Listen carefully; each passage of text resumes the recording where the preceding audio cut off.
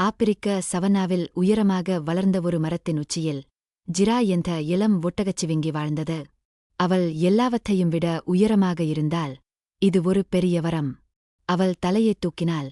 ஆபத்தான வேட்டையாடிகள் வெகு தொலைவில் வருவதை அவள் பார்க்க முடியும்.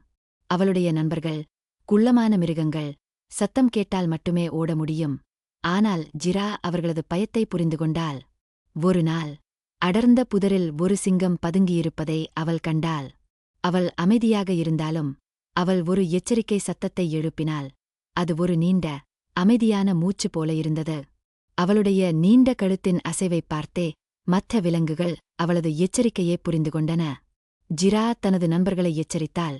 அவை சரியான நேரத்தில் பாதுகாப்பான இடத்திற்கு ஓடின.